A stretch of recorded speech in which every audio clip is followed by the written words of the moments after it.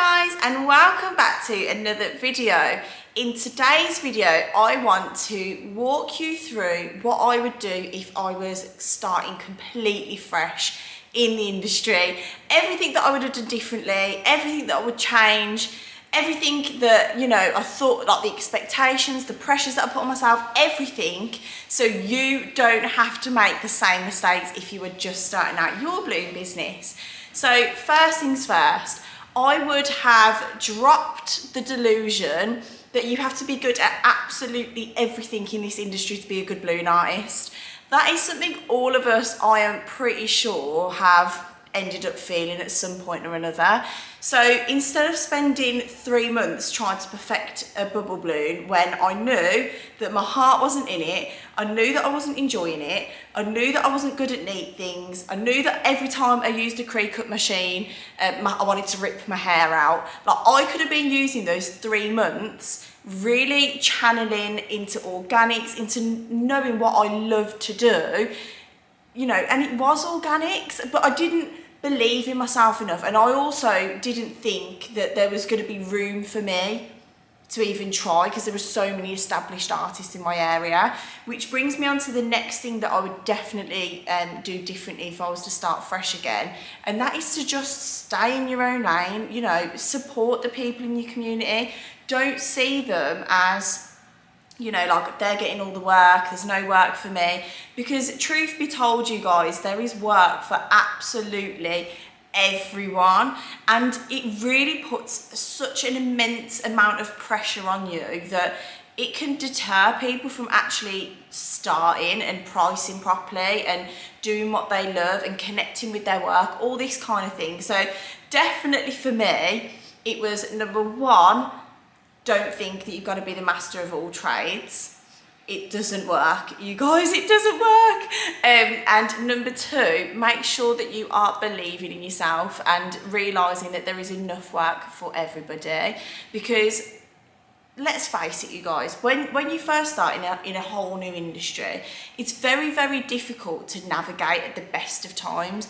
I mean, I haven't been in it that long even now, and I'm still trying to navigate my way through it. But if you have the right mindset from the very beginning, that people are there to help you, not hinder you, it helps so much. So I would have definitely liked to have reached out to more balloon artists, or even, because I didn't even know that there were that many in my area at one stage, and so I wish that I did the research and didn't wait for that, because connections are everything.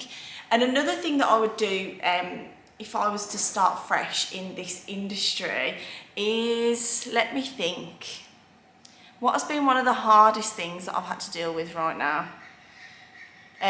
Definitely, oh my god, yeah, social media. If I didn't think social media was the be all and end all at the start of my journey, I thought the only way that my work was going to get valued if I had like thousands of followers, celebrity clients, working with influencers. That was the only way my work was going to be valued. You guys, that is not the case. A client is a client, no matter what their status is. And I wish that I had seen that, because my visions were so clouded by comparing myself to companies that had been going for years. It makes absolutely no sense that I was sat there on my day one. I was, had no clue about methods. I had no technique. I had no style at this point. I was at the very beginning, fresh out the womb in the industry. And there I was, sat scrolling through Instagram and Pinterest thinking, I will never get clients and I will never be good in this industry, because to be good, you have to have 1,000 trillion followers on Instagram. You have to, know everything under the sun. You have to be working with celebrities. You have to be working with influencers, and a client is a client. So if I was starting fresh, I'd be saying to myself, Catherine, no matter who that client is, it doesn't value or devalue my work anymore.